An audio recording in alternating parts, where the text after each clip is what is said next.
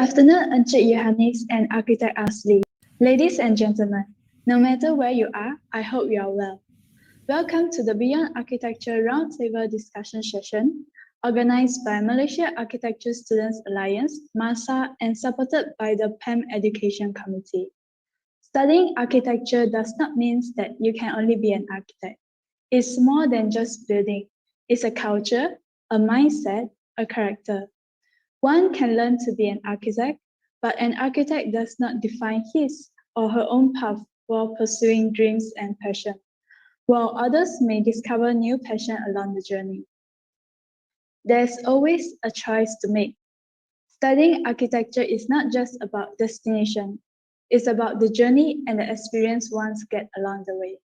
Let's deliberate about our passion and dreams and how architecture preparing you for the world has to offer in the upcoming forum session. Your career choices are wider and crazier than you can imagine. My name is Vinci Laikai, a MASA representative and a Part 1 graduate. I'll be your co-moderator for today. First of all, I would like to thank Archidex 2021 for giving us this opportunity to conduct this session. We are pleased to have this collaboration with Archidex. To begin with, let's welcome our moderator, Architect Muhammad Asli Muhammad Jamil. Architect Asli joined Faculty of Design and Architecture, University Putra Malaysia in 2016 as a lecturer and has a professional architect with a Bachelor of Architecture with 14 years of experience in JKR Malaysia and the industry. He's the founder of Asli Jamil Architect, Perunding Asli Jamil, Managing Director as HR Architect Sendirian Berhad, and CITB Panel of Architecture Site Supervisor. The quest of knowledge and research continue with the production of specialized furniture design and build. It has also been recognized when the architecture and furniture design was published in newspaper and television to share the innovation throughout the nation, and also granted IP for industrial design at the same time. Sharing knowledge and expertise was expanded to the industry such as CIDB, PAM, BEAR, Lab, JKR Malaysia, and other universities. While serving the university and nation, he pursued a self-founded master in UiTM and completed the studies in year 2020. He has a PhD in year 2021 and ongoing studies to equip himself as a researcher. Hi, Architect Asli.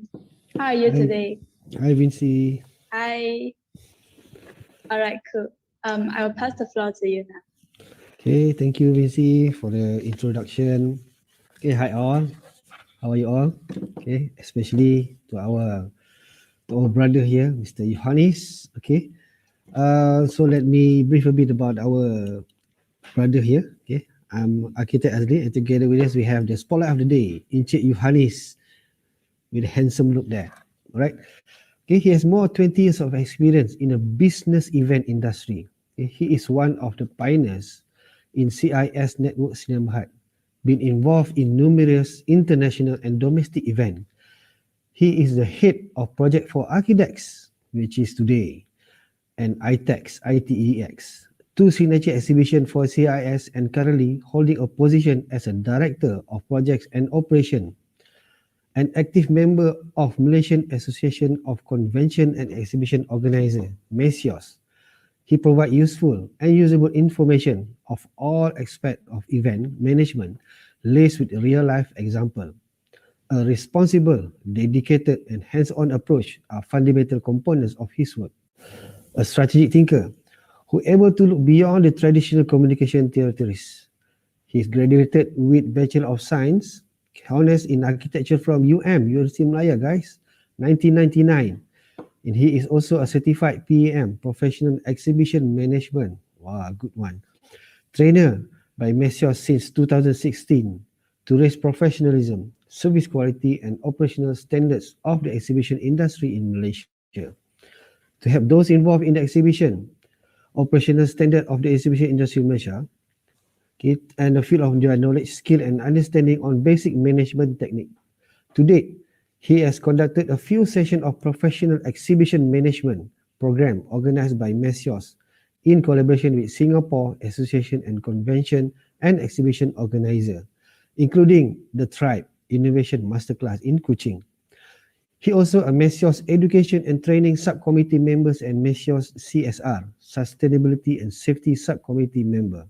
Apart from that, he is in editorial board for the Invention Asia magazine, wholly devoted for the latest trend in technology and new findings in science, a co-publication of CIS and Malaysian Invention and Design Society, MINDS.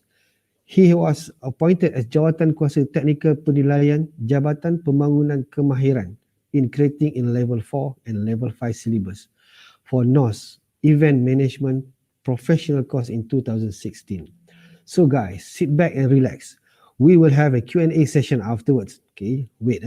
But if you have any question during the sharing, feel free to type down in the chat box. Okay, you can type down there. Okay, so we can attend to them at the end of the sharing. Now, Encik Yohanis, we pass the floor to you. Please introduce your good self, Encik Yohanis.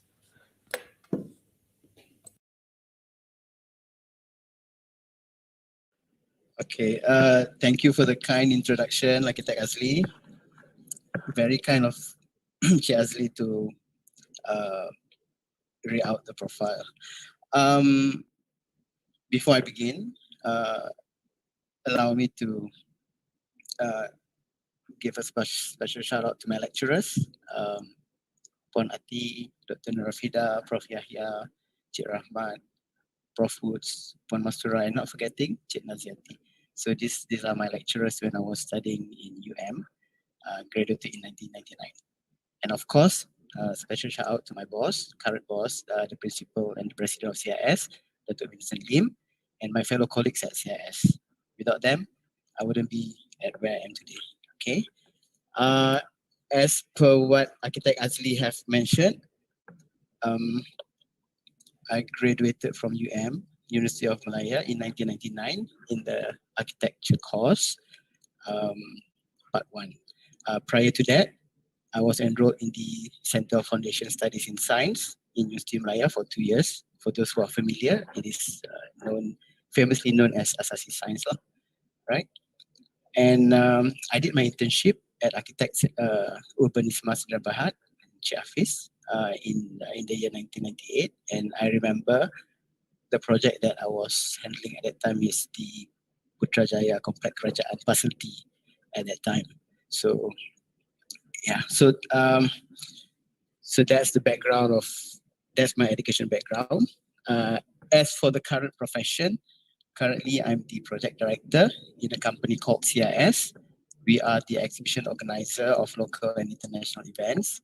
And some of the events that Architect Azli have mentioned just now, one of it is Archidex. I'm sure as architecture student, you guys know what Archidex is, the Architecture, Interior Design and Building Exhibition, which is held virtually, ongoing now in the digital platform, right? And hopefully, God's willing, next year we're going to do it physically in KLCC. Okay, apart from that, CIS also the organizer of ITEX, the International Technology Exhibition, which we jointly organize with MINDS, Malaysian Institution of Design Society. And currently, we have just concluded Home Deck, which is another exhibition that we do here in KLCC. Yeah, that's pretty much it about the what I am doing now at CIS. And I joined the company in the year 1999, right after I graduated. So practically, this is my first job. And ever since, it's been 22 years since I joined the company. So that's what it meant by I'm one of the pioneer in the company. I'm one of the first few to join the company. I think that there are a few other of my colleagues who still together with us in CIS.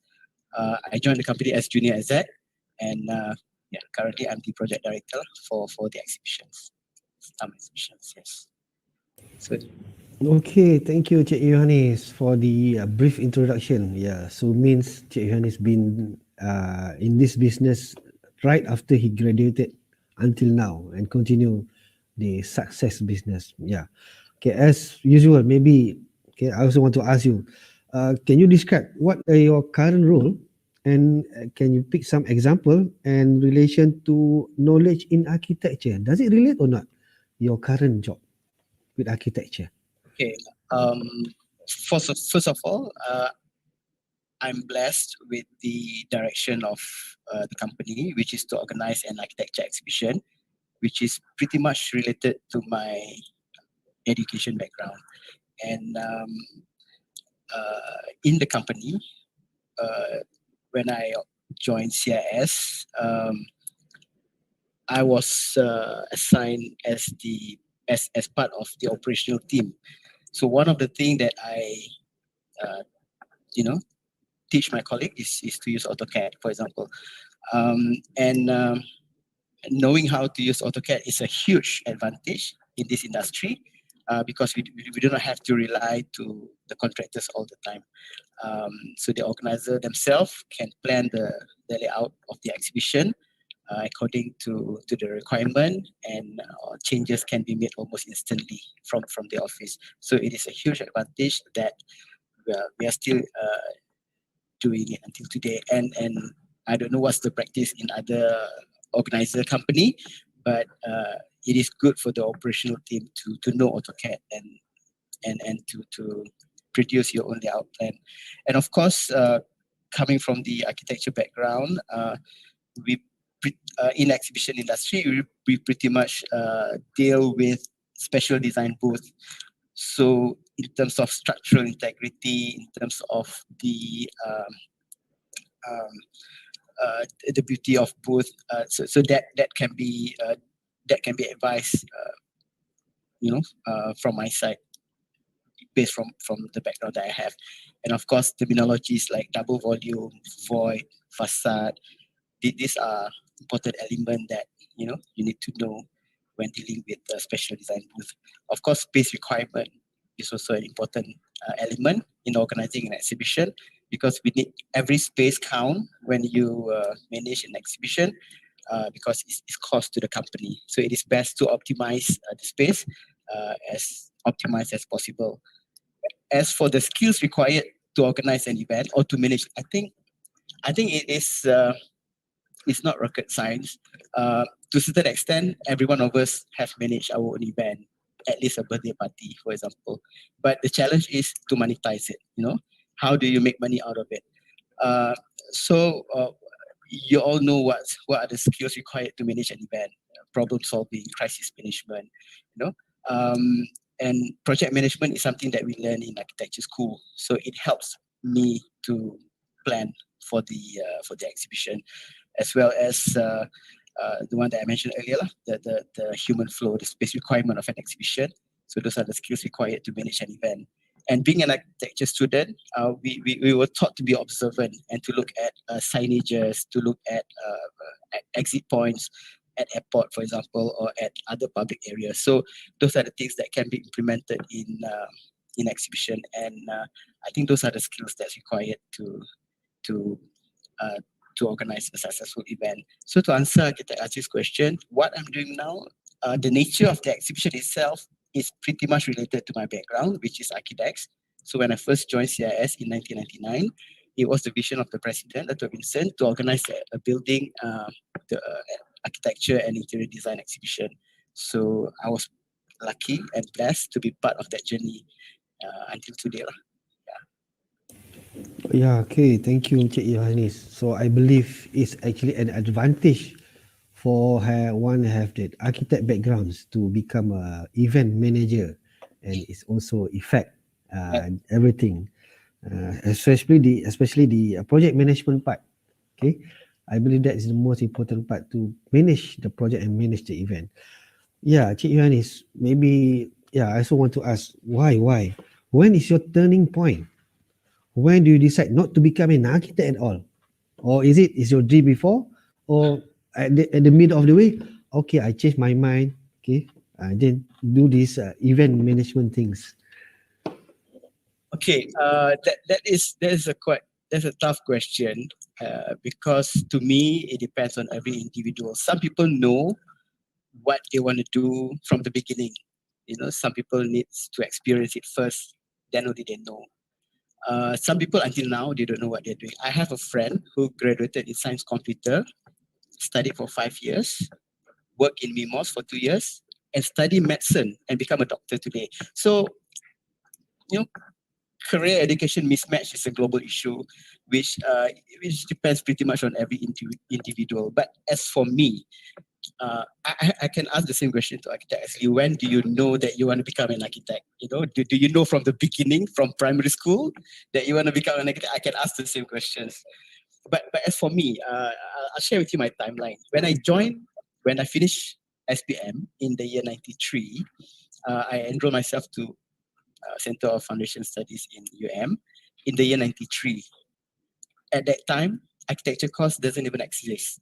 So pretty safe to say that I do not know that I'm going to do architecture, even when I enroll myself to UM. And then I finished that foundation year in 96.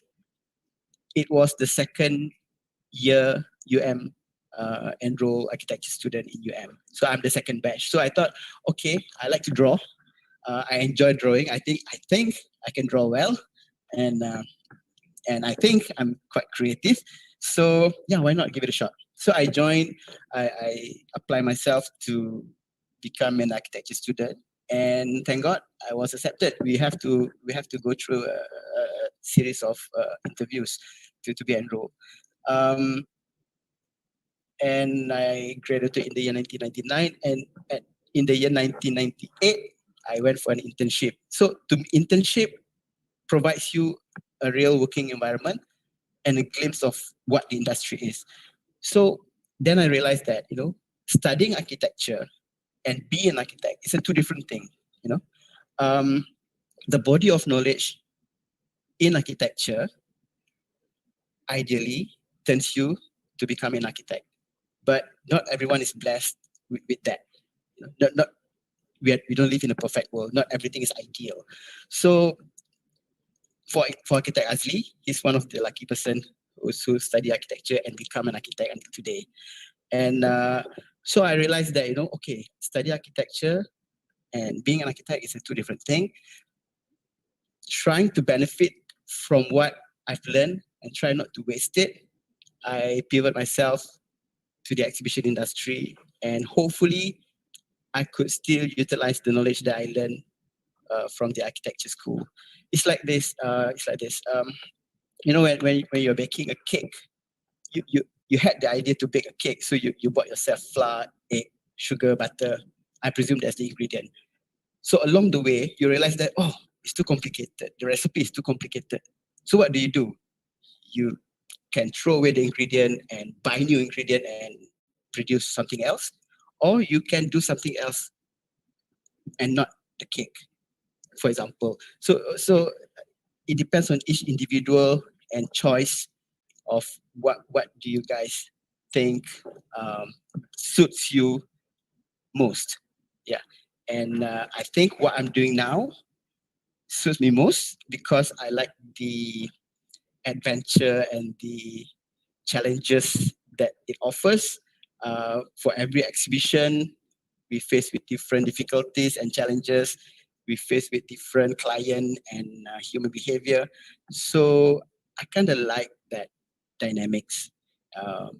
And I myself is a very social person, and like events.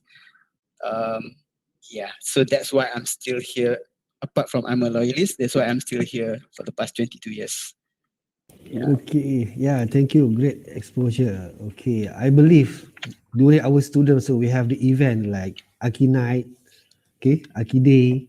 So that also will affect maybe Cik Yohanis and as a project manager for this event. Okay, Cik Yohanis, I also have a friend. So if you ask me, do I want to be an architect? I think I don't know. During my student time, I don't know. I'm going to be architect or not. So it's actually I just follow the flow. Okay. During that time I study, and then I think okay, why not study for part 3, and then I got part 3. Oh, I became an architect now. Okay. So but now the pass is already been here. You can join any classes to become an architect. During those time we don't have that. Okay. Okay, next, Johannes. How do you survive your architectures during your student time? Is it difficult, or is it the most challenging course in the university? So I heard that architecture is the worst course in university. Is it true? Is it hard at all? If you ask me, it is one of the most challenging course. It is one of the most challenging course because of the tight deadlines that we. I'm sure most students here are more familiar with that. Tight deadlines, and it's costly. To produce model, to produce presentation, you have to come up with in order for you to produce a good presentation, that you need to spend, and sleepless nights. Apart from that, it's not just about designing something. You have to also cope with other subjects: history, structure, environmental physics, material, so CAD, AutoCAD. So to me, yeah, it is a very challenging course to pursue. But in order for you to finish your study, I would say that it takes a lot of passion, and you must really like studying architecture in order to finish it. As I said, the studying architecture and being an architect is a two different thing. You can finish, you have to finish your study in architecture, then not necessarily you become an architect. You can be whatever you want. This is to advise those who are studying architecture now to not quit. It is not easy. It is one of the most challenging, but you're halfway there. Just finish your study, because in the future there are many other interesting things that's happening. Like for example, in IT, there's bug bounty, white collar hacker, you know. So you can utilize your knowledge in architecture and be whatever you want after that. But just finish your study and enjoy the journey as much as you can. That's my advice to the student who's listening to this. I Yeah, I agree with Architect Azli, and most of the students here can also agree or not agree with me that architecture is one of the most challenging and difficult course to study. Yeah, I can see most of the participants here agreed with that. Okay, they all do like that. So they all agreed. So yes, I think the keyword of from Cik Yohanis is actually to enjoy the study. Okay, when we enjoy, I think that the hardest thing is going to be easy as easy part. So just the keyword is just enjoy, just finish. Like myself during my master, I'm also teaching at the same time. I have master at the night time until 6 p.m. until 1 p.m. So I just enjoy and just finish, just go ahead and go do just patrol and just within 1.5 years, just finish my master. Just go ahead, just finish the study. So the keyword here is enjoy, guy. All right. So yeah, Cik Yohanis, what do you think is it's about career? Is it how do you think about education mismatch? So what is your opinion? Okay. As I mentioned earlier, uh, career education mismatch is a universal issue. It happens everywhere, and from where I read, between 50 to 55% bachelor degree and diploma holders do not practice what they learn. This is a fact that I read in Malaysia, in Malaysia, and um, and um, yeah. But studying architecture enables you to do other things apart from being an architect. Like for example, um, a contractor, which is pretty much related to architecture, or a 3D designer and animation designer for video, because you guys learn AutoCAD and 3D Max. So those are the things that you can consider when you graduated, if you decide not to become an architect. Of course, other things that's very directly related to architecture, like landscape, IT, urban planner, and designer. So those are the choices of career that you can choose. Apart from that, you can be like myself, an event architect. we can, you guys can plan. I'm sure you guys are exposed to events in architecture school, and if you can monetize from it, why not? It is a career, it's a good career choice. I can. And a photographer, because you guys are exposed to beautiful things, beautiful building. I have friends who's in London right now. Shout out to you, Shia. And she's taking photograph of nice buildings in London. She becomes the ambassador of Canon. A photographer is a good profession to pivot, if I may. A politician, because day in day out, you guys were trained to present, and defend your ideas. Within the current parameters of problems. So being a politician is not a bad career choice. Okay, a writer or an entrepreneur, and I'm sure Architect Azli can add on to this list. There are many other things that's related. Of course, you can't be doctors or programmer because those are technical career choice, can. So, but something else that's related to architecture, like for example, the new. Have you guys heard of facade specialists? Yeah. So there are many new business ideas and professions that can be ventured and not limited to just architect that you guys can consider. Doesn't mean that studying architecture you have to become an architect. Ideally, you should be an architect because that's what you train and study for. But do not limit yourself to that. There are many other things that you can do. To me, studying architecture provides you the best platform to survive in life. I think you were trained to defend your ideas. You were trained to work in a team. You guys were trained to look at things differently, see things from different angle. So yeah, that's my advice to the student. Pursue your dreams, do whatever you guys dream, and hopefully it'll be a success and you can relate back to what you guys study so that it doesn't go to waste. Yeah. Yeah, good advice. So if you can survive architecture, you can survive the world. I can quote that from Cik Yohanis. So if you can survive architecture, no matter how semester, extend or whatever, if you can survive, nothing else can kill you. Okay. All right. So yeah, Cik Yohanis, what are the qualities in architecture studies that actually significant for career development? What type of qualities that you think that requires? A lot, actually a lot. I can give endless list of qualities architecture students have. Um, what they were trained for until they graduate. For example, some of the points I've mentioned earlier, but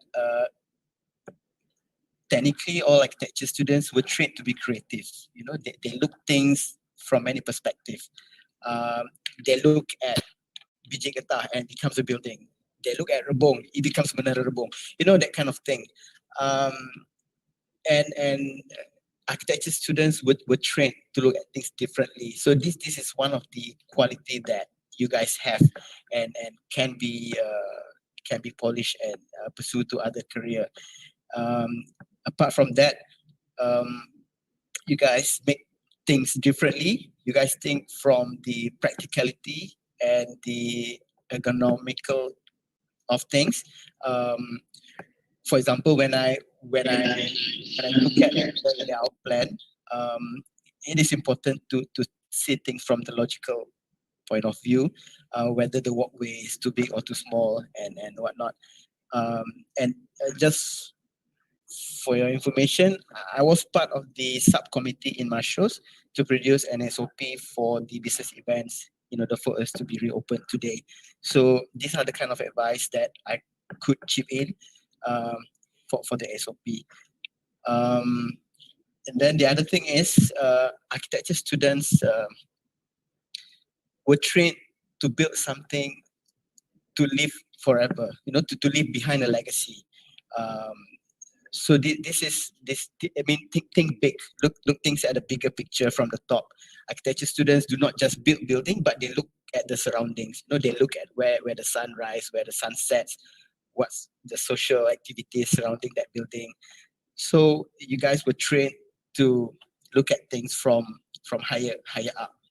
So it is a quality that you should have when you pursue your career.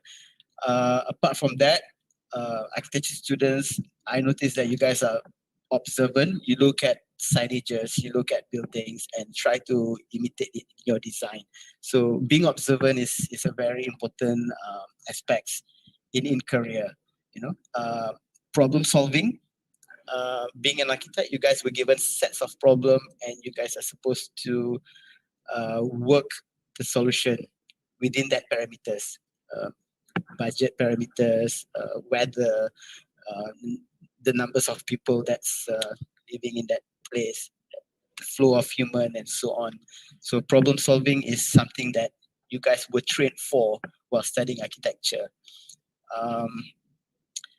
Apart from that, yeah, a good presenter, because you guys present something based on your ideas and based on your concept and defend it, you know, to your lecturers. Apart from that, not just any problem, but a problem that's practical, a problem that's workable. You know, the solution that you provide, you guys were trained to solve a problem within a specific time of frame and within specific parameters. So that is something that that you guys have been trained for during the architecture studies. And of course, to design a building, you guys understand, you put yourself in other people's shoe, right? Because in order to produce a design for a client, you must understand the client. So that it is also related to look things from different angles. So you look things from client's perspective, you look things from a visitor's perspective. So these are the things that it's very important for you to develop. And most importantly, this is something that I read somewhere. Uh, Architecture students were trained to keep the past alive, at the same time shaping the future. You know, you don't just destroy buildings and rebuild the whole thing, but you try to sustain certain quality of things, at the same time shaping what future looks like. So I guess uh,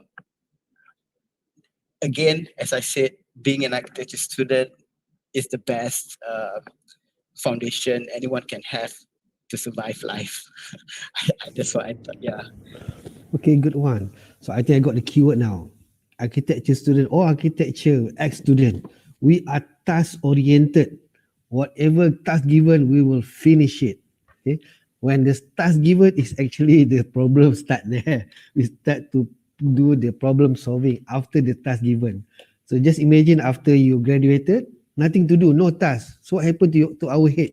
We like shut down, cannot live anymore. Like for me, I need to work. If no task, I did do nothing for 2 weeks, so my head will be cracked. So I'm start looking for tasks. Please give me a task. Okay, architecture student are task oriented. All right, thank you, Cik Yohanis. So Cik Yohanis, so now because we are now in pandemic, so next year we don't know what happened. So what do you think about the future of and potential and challenges in architecture studies? Um, if you ask me, in my opinion, architecture studies should be redefined because we are dealing with emerging technologies. We are dealing with the complexities of human behavior. Things will change. Internet of Things, artificial intelligence, and whatnot. And architecture studies will have to broaden its spectrum beyond the traditional consideration that we are familiar with. There are global issues like homelessness. There are new development in self-driving cars. One day, everybody will probably be driving one, and climate change, smart cities, and so on. So architecture study should be able to cater for the changes that the future offers. And I read somewhere, while doing research for today's session, um, will architect exist by 2025 or 2030? Why not? Of course, it will still be exist because it is a human. It's not just design building, but the study of human heart and mind. which is something that cannot be imitated by computer. And but it will be radically different, I feel. And I'm sure most architecture schools have already incorporated some of the new syllabus, new subjects in their syllabus, like digital architecture, for example. And I think Architect Asli is more qualified to tell about this lah, because he's a lecturer. So yeah, I think the future will be different. And my advice is to equip yourself with the knowledge with the knowledge in architecture. And Architects Online is one of the best platforms for you to learn all that, with all the talks, all the products that being displayed there. Equip yourself with those things for you to be prepared for the future. So yes, students, that's my advice.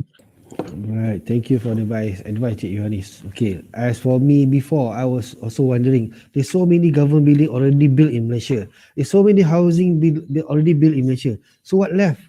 What left in next 20 years? So I asked my friend as an architect, so what do you think about architecture? He told me that when they are still newborn, the architecture will still be there. Bila ada newborn baby, we need a house. So architect will be needed still. So believe in that, guys. So architecture will still exist until the end of the day. All right. So now I think the participant can't wait to ask. I think there are some raised hand. So can we open to the floor for any question from the floor?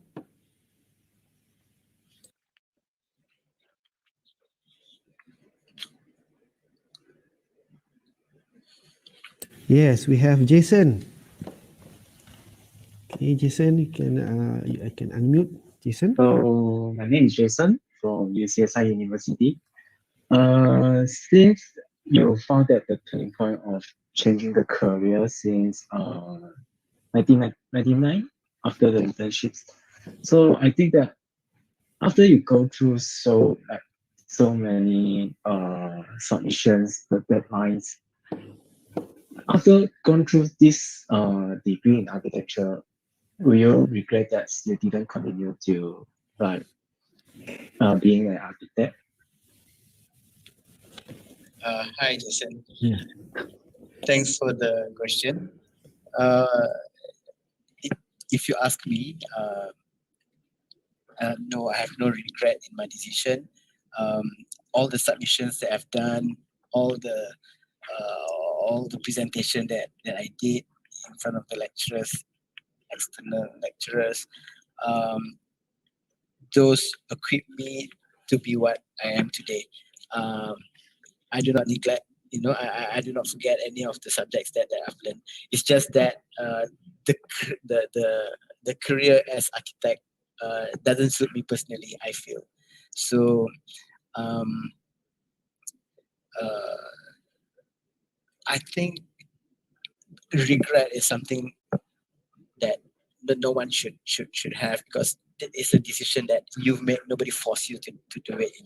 Nobody forced me to study architecture. Nobody forced me to quit architecture and become an event organizer. It is your own choice. You have to live with it. It is something that I choose. Certain decisions were made by choice. Certain decisions were made by chance. For example, an economic factor can be a reason why someone don't become what they want to be, because of the lack of opportunity or whatnot. But certain decisions were made by choice, which is why it is important for you to believe in your choice and live with it and try to make the best out of it. When I joined CIS, as I mentioned in the beginning, I did not join CIS as the director of projects. I was a junior exec back 22 years ago. It is important for me. I have to work 2-3 times harder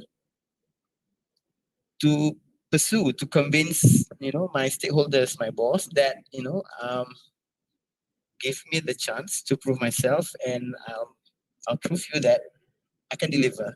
So yeah, never regret your choice, and continue your dream to be whatever you want to be.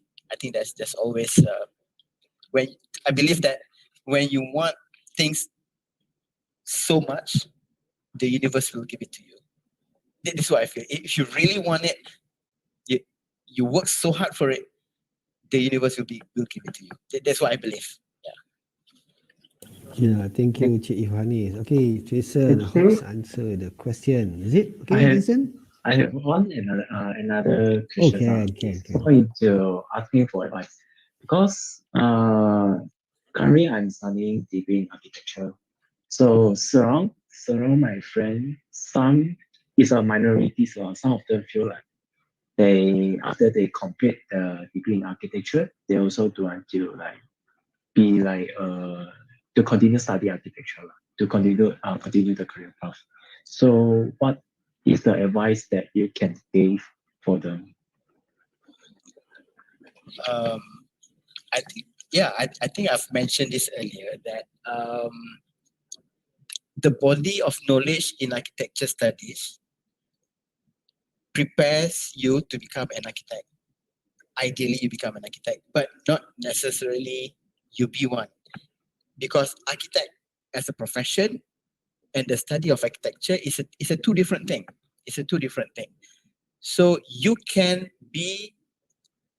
choose other career than architect, but at the same time, you could benefit from what you have learned in your architecture study for the past few years.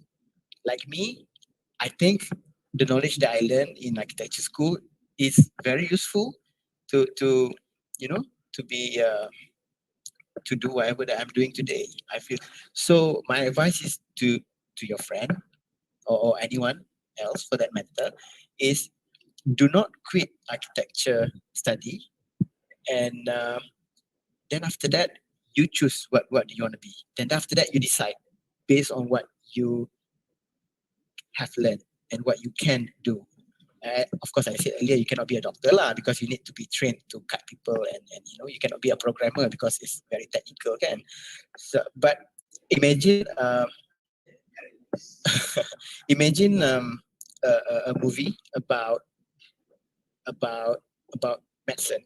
Wouldn't it be nicer if the scriptwriter is a doctor who knows the terminology of medical, how hospital works, things like that? So that doctor is not a doctor, but he's a scriptwriter for that movie. So that's another angle that you can look at. What I'm saying is that using whatever that you've learned in architecture school, you can always think of something that probably none of us think of right now to be one. You can produce a movie about buildings. You can be a photographer, you can be a scriptwriter, things like that. That's my advice. Just finish architecture studies, then decide what you want to be. Yeah, okay. Thank you very much. Thank you, Cik Yohanis, for the advice. Just finish the study. Like for me, I would advise to my student, seek our strength, enhance and strive. Sometimes we don't know what is our strength. So these are the time during the student time to find what is our strength. So sometimes students are good in writing, sometimes good in drawing, sometimes good in 3D, sometimes good in public speaking. So that is where we find our strength and enhance the strength and make money from it. Okay, then we have another question from, we have Najmi. Hi, Mr. Yohanis. I'm Najmi. I just finished my degree in UPM. I have a follow-up question to the previous question. Let's say a person wants to veer off architecture. Is it enough that is it enough that they only study degree, or do you have to study part 2 first, and then you can decide if you want to go with something else? Is degree enough for you to decide if you want to go with other things? Okay, Leslie can add on. Okay, I think if someone pursue part 2, then might as well become an architect. You're 2/3 there already. Part 1 is just 1/3. But if you pursue part 2, you finish part 2, you're 2/3 there already. So my advice is, if you want to pursue part 2, be an architect.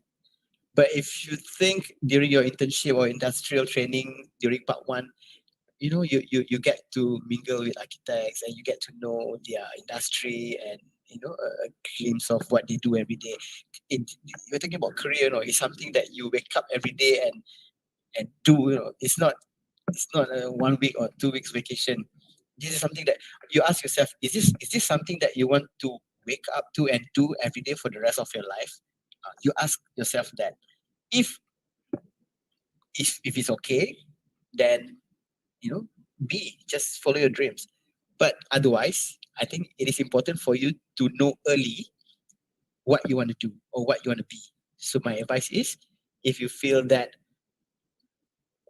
you do not want to pursue architect, might as well, after a degree, straight away look for other options that's related to what you have studied.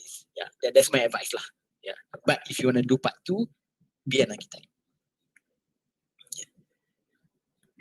Okay, thank you, Cik Yohanis. Okay, I think part 1, part 2, yeah, is based on, that's why as I mentioned earlier, we have to know what is our strength. If you think your strength is mainly, your heart is at least 70% to architecture, then proceed to part 2. But still, if in architecture, but if you want, there are 2 things in career. One is working with others. One is become entrepreneur. If you want to become entrepreneur, part 1 will do. Okay, then we our own self create the business. We create the money. So you need to work with others, because if we work with others, we need certificate. So depends. So if you can find your own strength within this time, it's better that you choose now. Okay, but nevertheless, study doesn't have any effect. So tak rugi pun belajar. Okay, no one can take that knowledge from us. Alright. So yeah. So then we have another question from Edwin. Yes, Edwin. Hello. Hi, I am Edwin from UCSI University. I'm in currently my final year.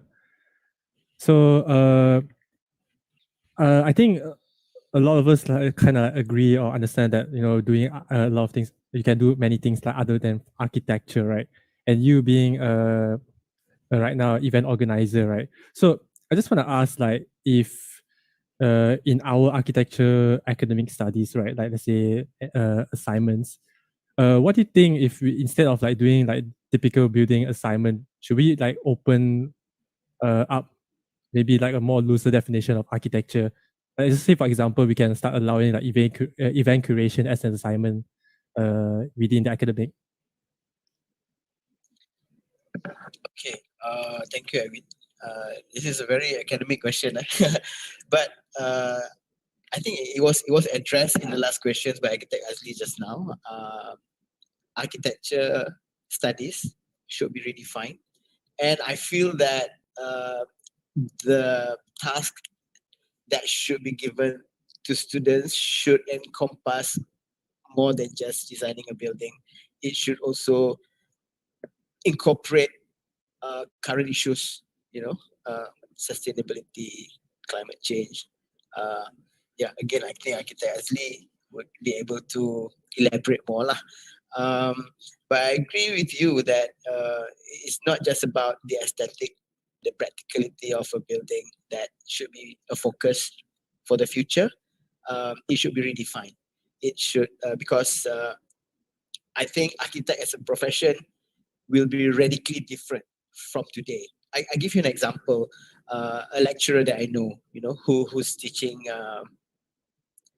IT, for example, in a university. The students, the foundation students knows how to do website and probably have more followers in Twitter and Instagram. You want to teach them how to do website, right? So it's I think that the academician's role should be more towards directing the student towards their passion, identify the passion, and direct them to the right direction to ensure that after they graduate, they will still have other opportunities apart from become what they should. So and in order to do that, I guess the task and the assignment that's given to the student should be versatile enough, and you know what I mean, should be different than the conventional way of marking. Yeah, okay. I think a good point from Edwin. So I will take note that as a lecturer. So I will pass that note to my fellow lecturers in the universities. So yeah, sometimes we don't need to teach students. Student can nowadays can just study through YouTube. How to become an architect in 5 minutes. Ada buku tu. You can find that. How to become an architect within one hand. Ada.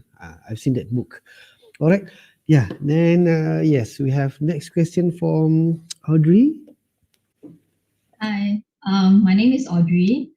So I completed my Part 1 degree in tailors locally, and I completed my Part 2 in the UK. I've been practicing as a Part 2 architect for 4 years now. So my question is actually for both Encik Yohanis and Architect Azli.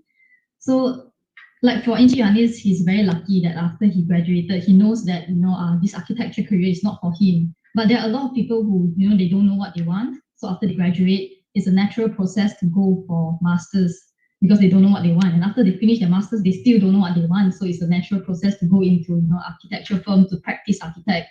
Then after 2, 3, 4, 5 years, they realize that this is not what they want.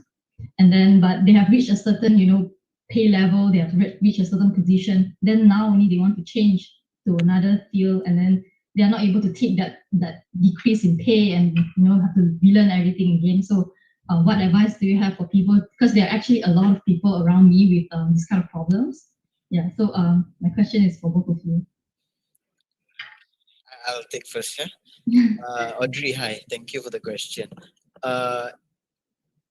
Okay. When I decide, okay, to decide not to become an architect is one process, but to choose what's your next career path is a different process. Okay. So to me, after I graduated, I pretty much decided, okay, maybe I don't want to pursue architect. Then another problem arises. So what do you want to become? Okay. So this process will come with experience. In my case, after my internship, I noticed that okay, I don't doesn't suit me. It's very structural, part 1, part 2, part 3, very structural. I need things to be fast. And I was lucky that I graduated in the year 1999 because that's the beginning of millennium, the year 2000. So there are a lot of events, millennium countdown here. So I read a lot that digital countdown at multiple places at one go. So I and then I tend to be interested in events. Who's and in one article that I read in the Straits Time, back in 1999, paper on the newspaper, New Straits Time, the event architect of Millennium Countdown. So I thought, okay, there's a thing called event architect. So I dig deeper and know more about the industry, and asking around, what this industry is. I get to know that it is something that can be related to my study. If you are aware of World Expo in Dubai currently, those buildings were designed by architect, but the whole place is an event. It's a business event for tourism. The Malaysia Pavilion it's done by Just Kasturi, for example. So then I dig deeper than that, then realize that CIS is doing Archidex show next year, so might as well I'll be part of it. So I jumped into that bandwagon. So I was lucky to be given this opportunity, but you have to seek for it, lah. You can't just wait for this opportunity to arise. Once you have decided, you make that first decision. Do you want to become an architect, or you do not want to become an architect? Make that first decision. Can you wake up every day and do this thing every day for the rest of your life, or don't? But even so, even if you become an architect and realize later that you don't belong in this circle, you can always make a U-turn. It's not too late. I have a friend who becomes a doctor at 35. He was a program IT student, worked at BMOS for 2 years, turned back, study medicine for 7 years, and become a doctor today. It's never too late to make a career U-turn, but it's best to realize it early, that you have ample time to fall and get up. Yep, agree with Cik Yohanis. So like for me, I'm also a lecturer because actually my passion is to share the knowledge. That's why I become a lecturer. Even though I have professional background and also practice my own firm. I have 3 firms now.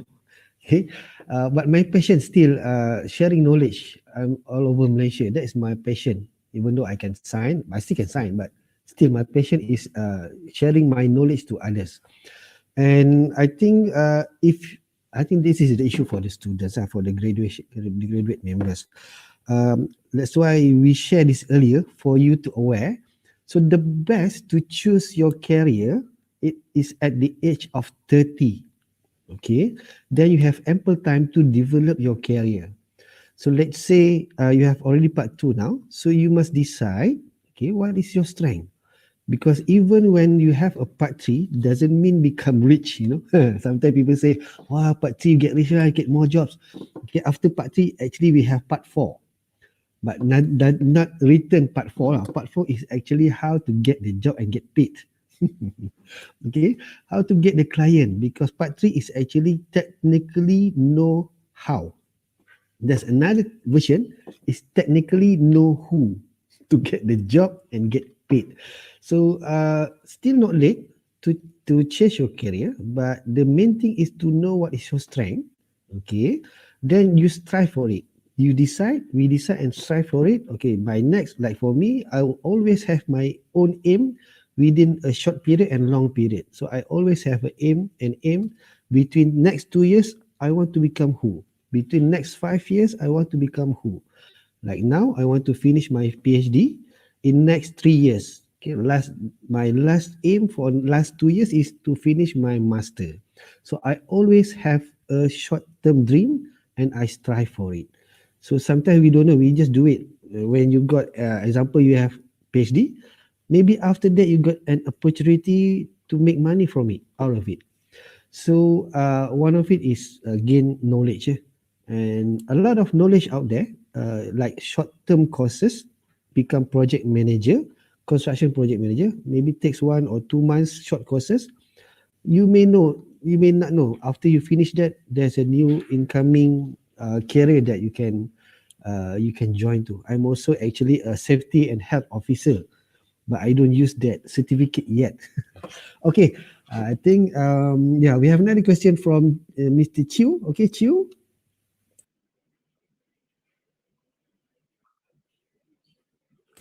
I can unmute Chiu. Hello. Okay. Hi, Mr.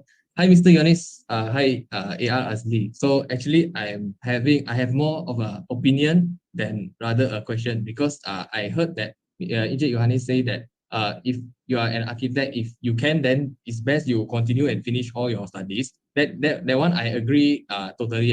But I'm just I'm trying not to be a pessimist here, but there are certain cases, just talking about extreme cases, where the student really feel like they don't really belong in the course, architecture course, the journey. And then sometimes I think as a lecturer or even students, we must give them the bravery and also some sort of like societal approval. Let's say like, okay, if you don't feel like it is not work, you really cannot cope with it, then you can quit. Because I think we cannot deny the fact that in professional courses, especially architecture, we can see suicide cases in almost every school. We can see. So I mean, if you give it to me, I prefer someone change their course than jump off the building. So that's just my personal opinion. So I'm just speaking from my own experience. I know I'm young, 25. I'm now a real estate agent, and I have a master's in architecture, actually from Australia. So what I realized is when I go and talk to people, even Malaysian, they say they struggle with like some, I know they are deep in neuroticism, so they struggle with depression or anxiety. And then I say like, hey, you guys can take one break a year and then you come back and study, it's okay. What? But then they think like, oh, people will laugh at me and all that. So I think part of it, we must give bravery to these people so that they don't quit on their life. It's not just quit on career, it's quit on their life. So that is one of the things I'm quite concerned also lah. And then also just to relay a very short story. Before I go for my master, right, I was in the SEM 6 of my final year in my architecture. And then, this is also part of why suddenly I go and change my career is because during the last final presentation, you imagine like the big SEM 6, the last year one, we have one student that he actually, his work to me is very fantastic, very good. But then one of the tutors said that he will never achieve anything in life like that, And then he's like, and then I see him like very sad, and then I also feel very sad for him. And then I went for my master's, right? And then I come back, and then the guy who said the teacher told him he had no chance at all, he's almost the same age as me. He buy two property already. And then all of us others, we are struggling with wage stagnation, with our wages not rising up to the inflation rates of the country, and then stagnation for 20 years of salary. We are facing all that kind of issues. And then this guy's like, wow, this guy like targeted like a stupid guy, but actually he kind of made it. So for me, I think as a community, all of us, whether we continue architecture or not, we must also give bravery and acceptance to people who try to be different, or at least they just try to do something else. That's just my opinion. It's not like a question, but it's more of an opinion. So I want to thank Mr. Johannes and AR for having this chance to share with us this issue. Also can inspire all the younger people to know there's another way. It's okay, it's okay to try something else. So thank you guys. Thank you. Thank you, Chiu. It's okay not to be okay. Okay. Thank you, Chiu. The sentiment that you shared, I had it when I pivot my career. When I quit, not to say quit lah. When I pursue other career path, I had that sentiment. What would people say? What would why you don't get a job? Is it you cannot find an architecture job? That's why you become this. Is it? So those are the sentiments that you have, and you scared. But it is like what you said. You use the word bravery many times. It is important for, I think, academician to how do I say this, to direct students to their passion, and not just limit them to become an architect. Okay, this is my feeling.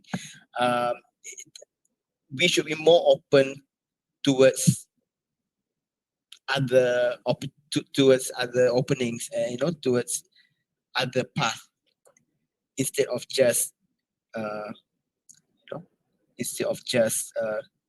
have a fixed mindset.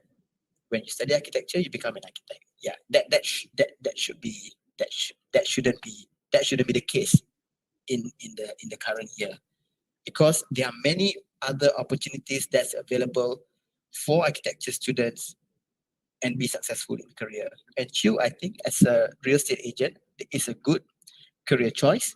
I think now properties are in demand, I think, at this time. And being an architecture student, I'm sure you're good at presenting and selling, because you have been selling your ideas based on piece of paper, based on ideas and vision.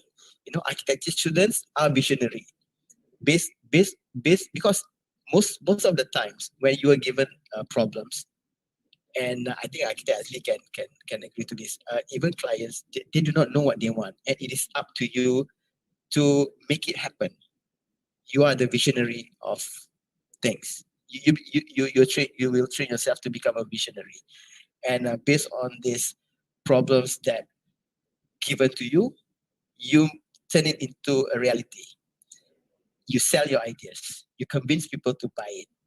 When people don't like it, you debate based on facts and things.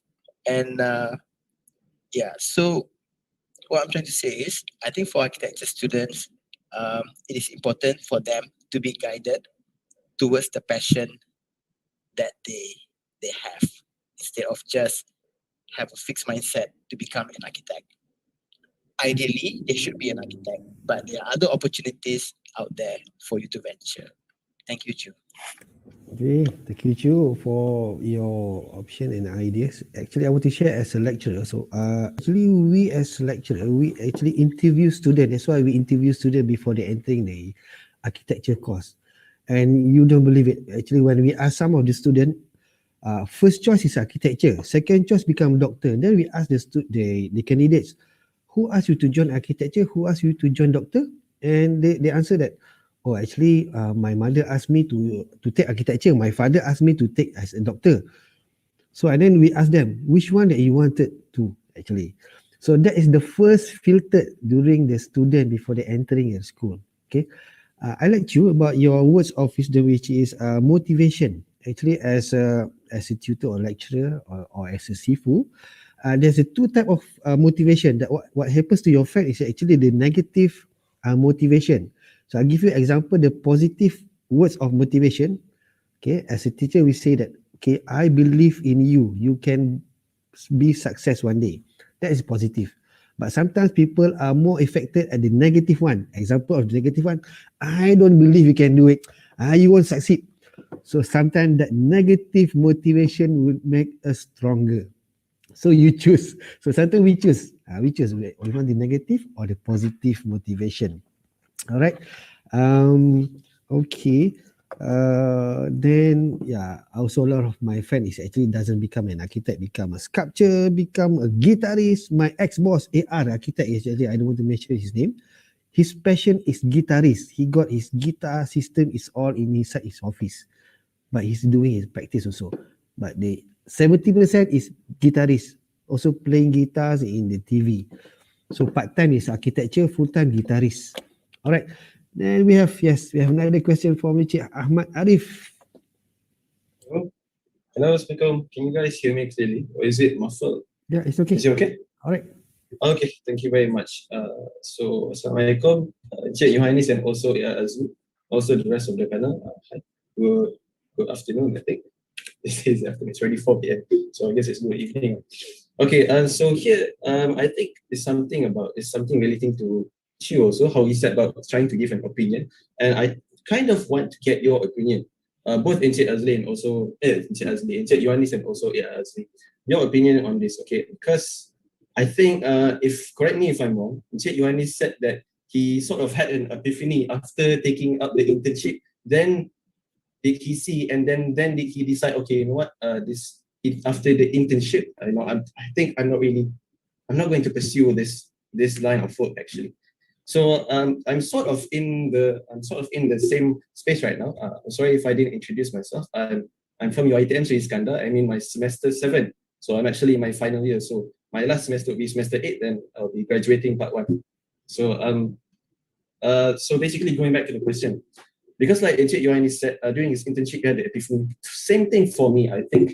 I wanted to ask both of your opinions. What are your opinions on student preparedness?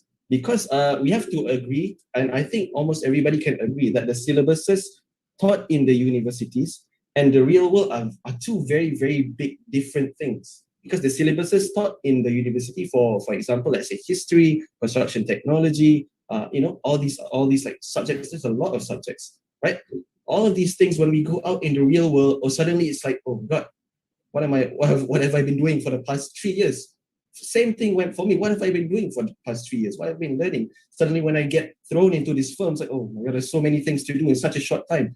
And then I think we can also agree that that is why there's a lot of people, a lot of students, even my friends included, that they come to me and say, hey, you know what? I think I managed to learn in my internship, even though it's for 6 months, I managed to learn more than I have done for 3 years in my university. I think we can see that there's a big question in that particular problem, right? And I wanted to ask your opinions. What are your opinions on the syllabuses taught in universities? And because should academicians or should the tutors teach the students to go in the direction, like should they teach what are actually the elements needed in the real world instead of going on like these subjects that are compulsory in universities, right? Like construction, history, whatever, right? Should the tutors, should the academicians, their roles, what are your opinions on them? Should they be teaching what are we supposed to be doing in the real world? So that when students, when come time to go internships, when come time they graduate and want to work, they are prepared for the real world. And so what are your opinions, both of you guys? I wanted to ask that. Thank you. Thank you, Arif, for the question.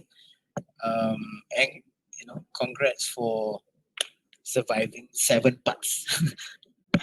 One semester to go before Thank you. you Thank you. It's not an easy course, I know, but congrats. As I've said earlier, the body of knowledge in architecture, the study of architecture, and the profession, architect profession, is a two different thing. That's why when you go into the real world, you realize that, oh, okay, this is different. Yes, you have the necessity, you have the foundation of knowledge to become an architect, but it is not what you think it is.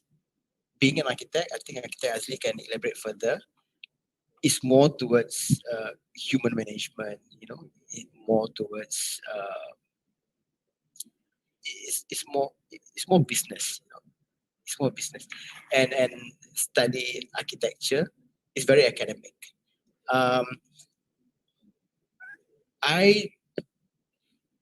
I do not wish to influence anyone not to become an architect. As I said earlier, it is in everyone's. It's up to each individual. It's best that you become an architect because you have gone through 7 parts until today. But if you feel that you don't belong in that industry, it is not too late to pivot to a different career path. And to answer your second question, what I feel the syllabus should be added to the students so that they are more prepared in the real world is to incorporate current development, to take note of all the SDGs, homelessness, the climate change, the economy of things, so that the knowledge that you have as architecture student can be utilized in other things as well. And there are many things now that's available that you should learn as a student so that you become more relevant when you graduated. Like, for example, the emerging of technologies, the overpopulated. What are the things that should be learned and should be taught in architecture school in order for you to be relevant when you graduated? And maybe architecture can be diversified into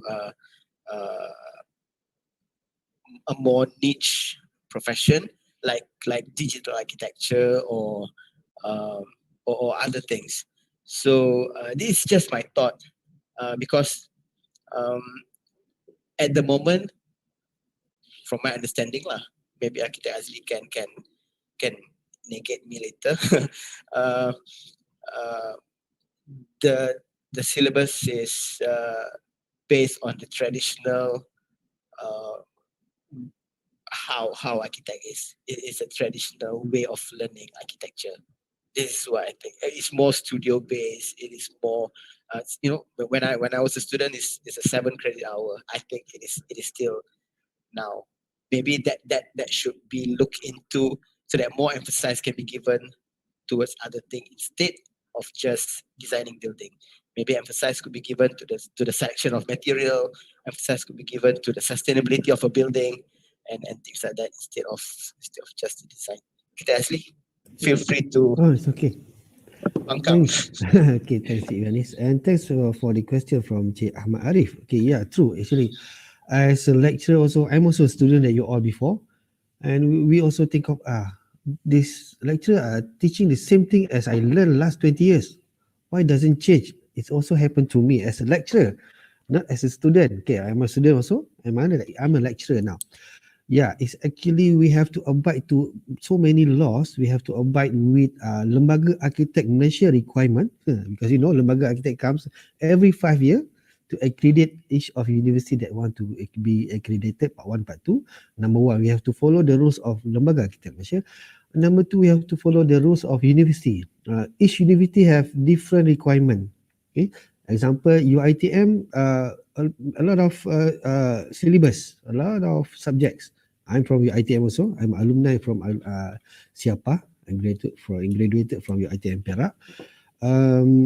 Yeah, each university have their own requirement. Okay, back to your question about the subject. Does it related or not to the workplace or during our working time? Actually, I want to revert on that.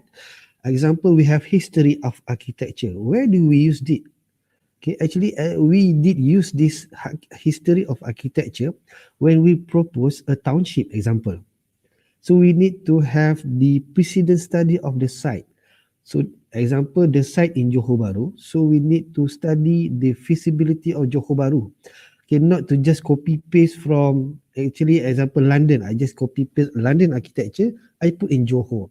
So that's where we use the knowledge of how to study history of the town.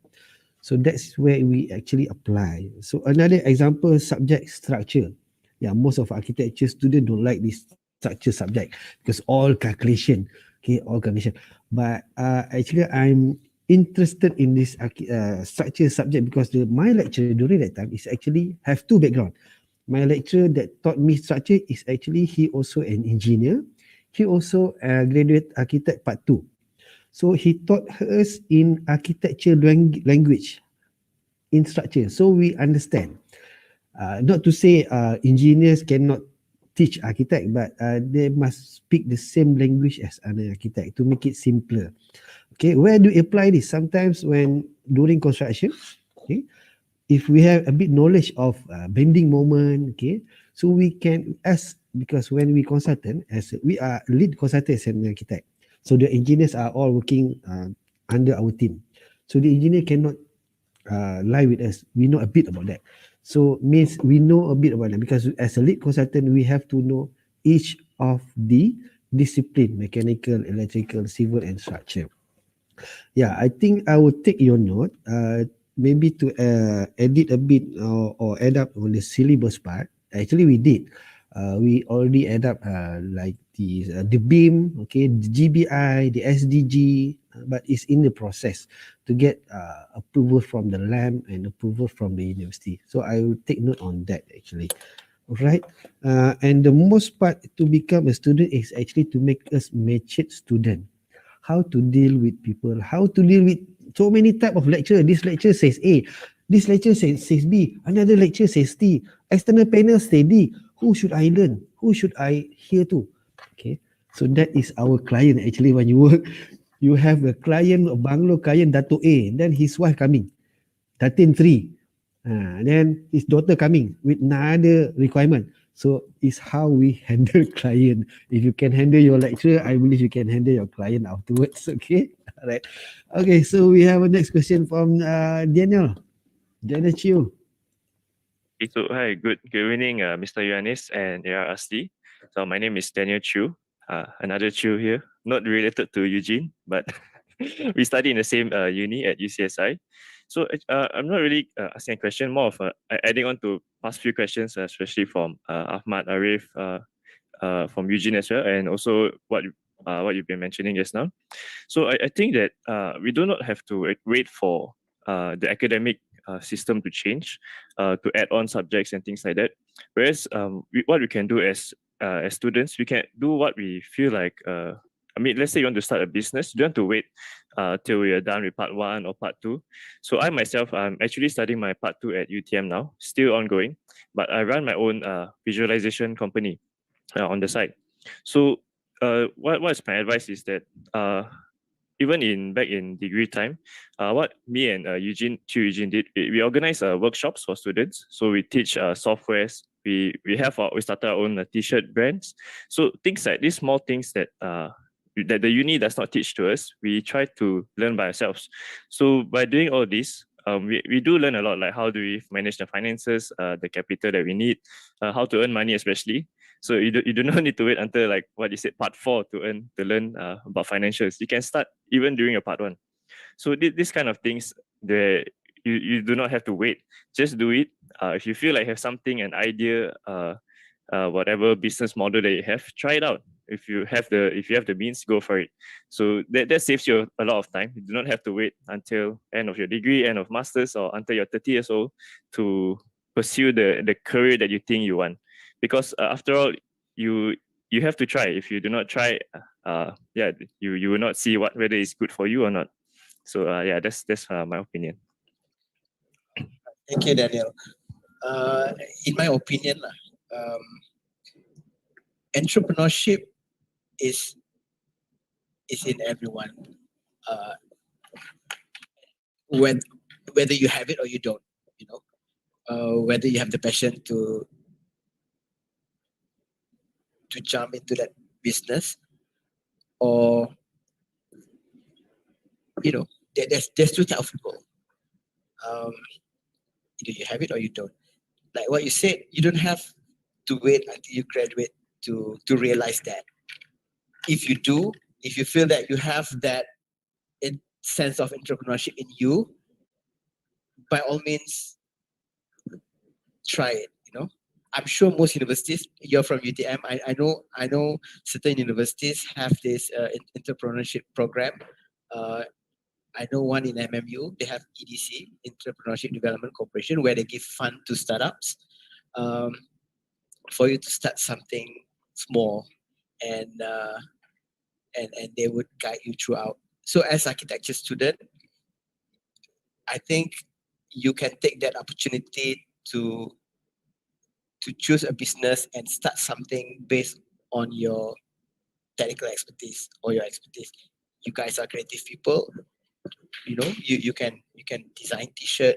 You can do other things. I know someone who do engraves on timber, which is also from which is an architect turns entrepreneur.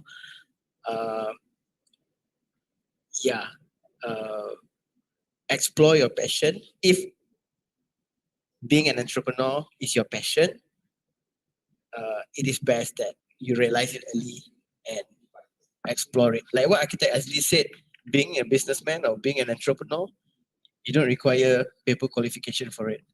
But to become an architect, you need to have it. So if you realize it early that you want to become a businessman or entrepreneur at a young age, jump into it. Be like Eugene, be like Daniel. Just throw yourself to the business world, but don't neglect your architecture studies, because paper qualification is something that people can't take away from you.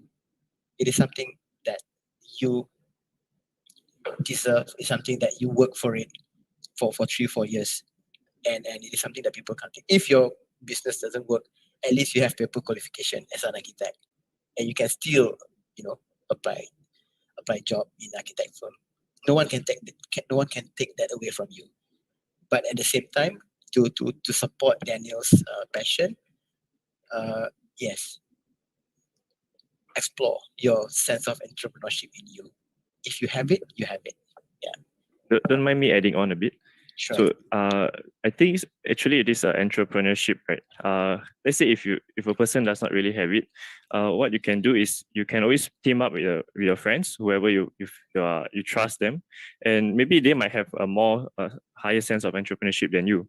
So as a team, I believe it's very important to have a team with you to run your business, because for me myself, I'm not too much entrepreneurship side. I'm more on the technical side, whereas Eugene himself is more on the entrepreneur side. So that's where we can cover each other's weaknesses, and I believe it's very critical to have a good team with you to run things. Yeah, that's all. Yep, agreed. So 2 heads better than one. Okay. Yeah. Okay. So that's why in the meantime, when you in your student life, sometimes you filter your friend, which are the one who can talk, which of one of them can do business, can do accounting, which one of them can do technical work. So make a teamwork. So that's why I said, know our strength, enhance the strength. If you is of course 2 heads better than one. And I want to share one keywords. Okay, in bahasa Melayu, jangan ambil kesempatan. Okay, The other words, the actual word is ambil mana yang sempat. Okay. In English, don't take advantage. Okay. Take whatever you can during that time. So within this COVID time, pandemic, so there's some opportunity of business that you should take. Okay. So this is the only time that you should take. Dia jangan ambil kesempatan lah, ambil mana yang sempat. So sometimes it's the best time to do that in that situation. Just take it for the time being. Don't wait for others. Like for now in architecture business, if I want to share with you. So after this pandemic, a lot of project is actually coming out. So the architect firm need to be prepared to find and look for a job, look for a client. By next year, architecture business going to be boom. But if by next year, a person just going to start to find a job, is too late for them.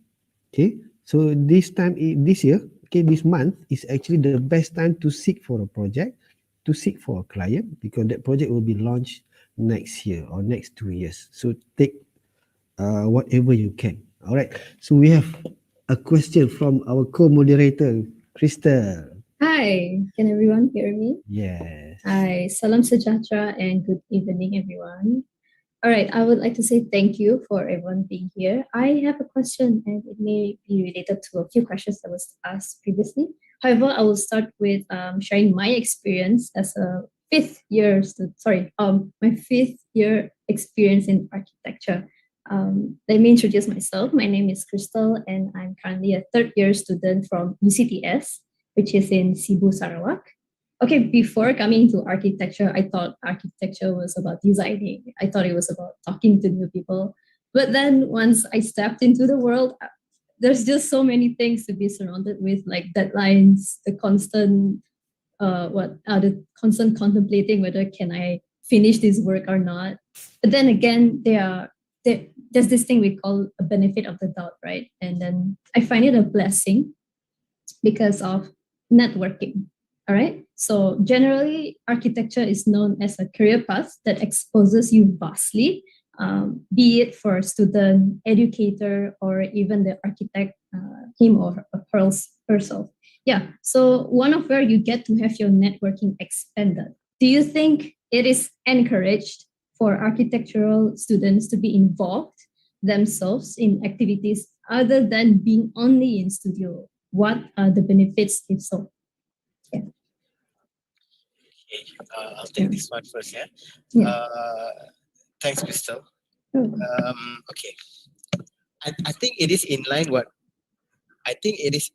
with what Masa is doing, which is to expose students to the industry, which is very important because it is a gap that's lacking. It is, you need, after you graduate and your career, there's a valley of death. You need to catapult yourself there, rather than be demotivated and end up not doing anything and things like that. So I guess it is important for architecture students to be exposed in events and meet people, speak to people, have the confidence to say hi to strangers, because in life, in career, that's what you do. You meet people and you hard sell, you soft sell. You know the approach of selling. You know the art of selling. So I pretty much agree and support Masa's initiative, and hope that more students would be able to participate in your activity in order for them to be exposed to the real world, and more importantly, for them to be prepared in the real world. It's a big bad world out there. We don't Definitely. Yeah, so be prepared. It's a dog eat dog world. So yes, I hope Masa would have more activities for students to participate and be close to the industry. So thank you, Masa, for agreeing to collaborate with Archidex for second year. I don't know, second, third year. Okay, how you would know better lah. Second year, and we hope that this collaboration would prolong. And you guys are the future of the industry. You guys are the next generation of architects. Yeah, would love to see you guys one day at events that we have, so that you guys could expose yourself and be part of the industry, be part of the ecosystem. Even if you're not an architect, even you work for even if you're selling building materials, it is still part of the ecosystem. So thank you very much, Masa. Thank you. Thank you. Okay, want to reply on Crystal. So Yeah. it's actually an advantage for a student, okay, to be active in other rather than the class. Example, if now I know you all, then you know me. So during my time, so some of my juniors in my school actually become an officer at certain local authority. So I can just say hi, not to say take advantage.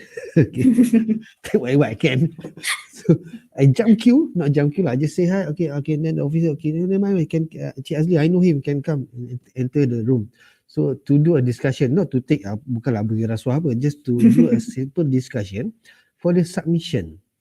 Okay, because we know each other. Okay, we meet each other.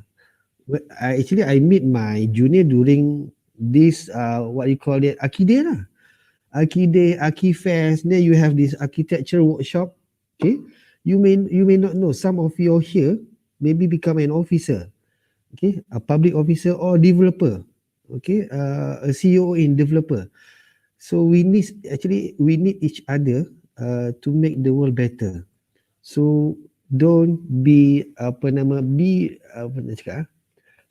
be nice to all. Be nice to all. Alright. Yes. Then we have next question from Chin Zin. Is it? I'm correctly Oh, hi. pronounce your name, right? Yeah. Okay. All right. Good afternoon, everyone. I think I want to share more like my opinions. I think beyond architecture is not supposed to be like you're not interested in architecture and then you just jump out and do something new. For me, like I studied diploma, degree, and master. The journey is around 8 years.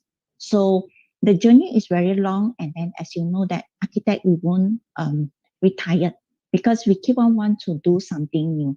So trying something or to know what is your hobby and things other than architecture, actually it can make you more interested and more passion towards architecture. So like for me, actually I found that like to continue architecture, actually I need to have like how to improve the myself in architecture. I need to think something out of the box. Like I try to do as an experienced host to introduce Malaysia.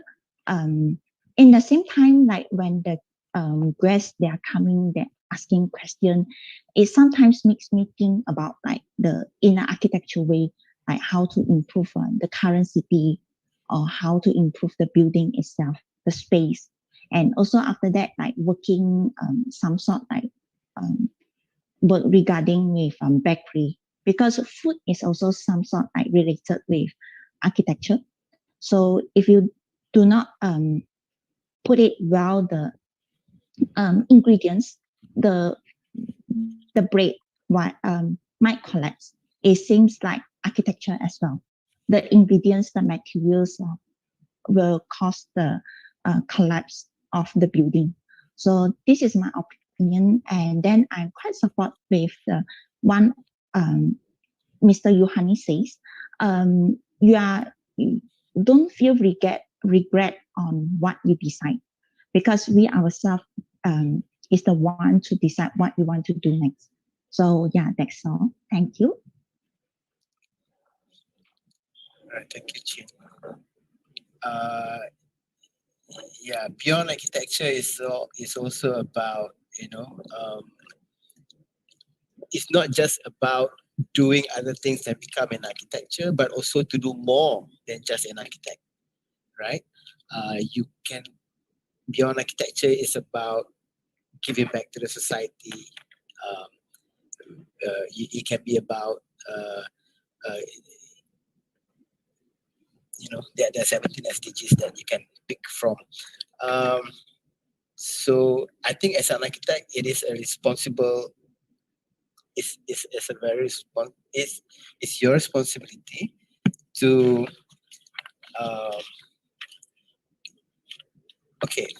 this is something that I read. Architecture is the foundation of most faith and philosophical thought. Your design creates the behavior of a society. So it is important that when you design, these are the elements that you should have in your consideration. It's not just about designing a building. It's not just about designing a legacy, but it's also about sustaining it and also to shape the future. Yeah, so that topic itself is beyond architecture. Thank you, Chin. Right, thank you, Cik Yohanis, for that keywords. All right. So then, we have Chia here. Yeah, hello. First of all, I want to thank you, the committee, for inviting me, and also thank you, moderator, Architect Asli and Mr. Yohanis.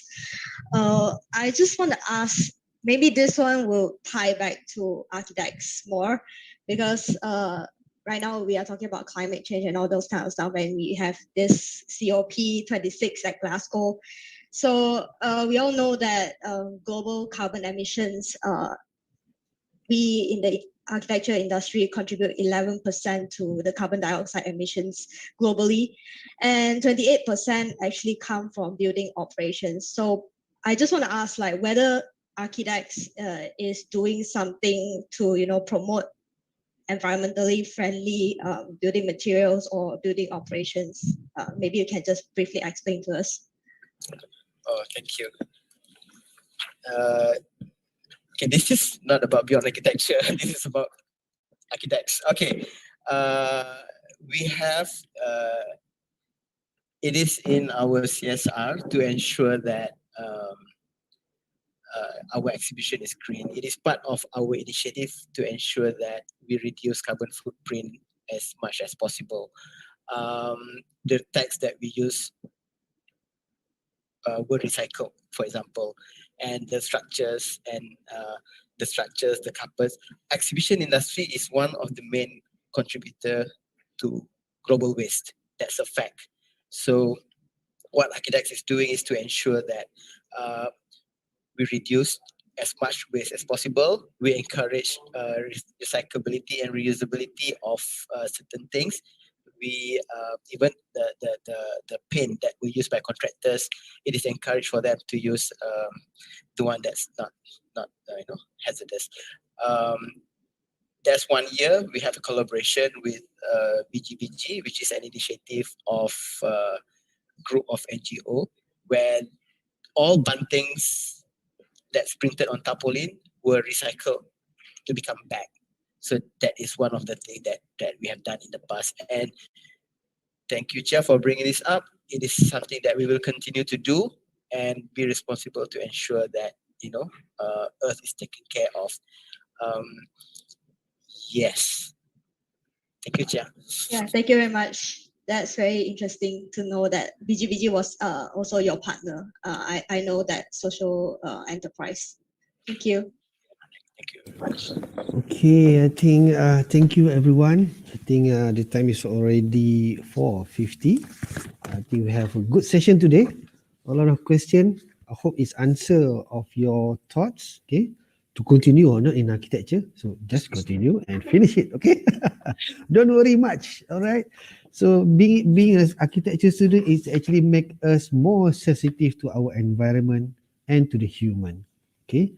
So my last keywords, know our strength, enhance and strive our strength. Then make it money from it. Because about career, right? All right. So I think that's all for the time being about the question and answer session. All right. So I will pass the closing back to our co-moderator, Crystal. Thank you so much, Architect Azli. All right, thank you so much, everyone, for joining us for today's online roundtable.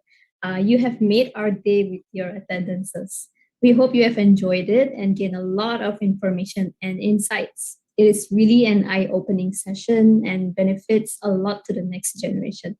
Now, let us thank our speaker, Encik Yohanis, and moderator, Architect Azli. Thank you for giving us this interesting and an opportunity to share your time with us and all the numerous advices that you can provide for our students and the future architects. All right, now we have our next Archidex event tomorrow, 6th of November, which is on Saturday. Note this, it is from 3 p.m. to 5 p.m. With the theme of Beyond Tomorrow. We've my apologies. We've invited Mr. Azizul and Architect Mirzam with us together with our moderator, which is Architect Goh Tse Hui. Yeah. Now this shall marks the end of our session today. Thank you everyone for joining us. Hope to see you all in the next section. Do keep in touch with our Master's Instagram and Facebook for the next event and more updates. All right, to check out Archidex online for more awesome events and activities. And also, if you haven't already done it yet, you can also register for PAM membership at www.mypam.org.my. There are a lot of benefits for architecture students that awaits. Until then, have a great day ahead. Stay safe, take care, and we will see you again. Thank you, everyone. Thank you, Cik Yanis. Thank you, Jesse. Thank you very much. Thank you so much. Thanks, guys. Before we end the session, let's have a photo shoot session. So Thank you for the everyone safe, Lindsay. smile, smile, and wave. Okay, I think it's all good now. Thank you, everyone. Bye. Bye. Thank See you next you. time.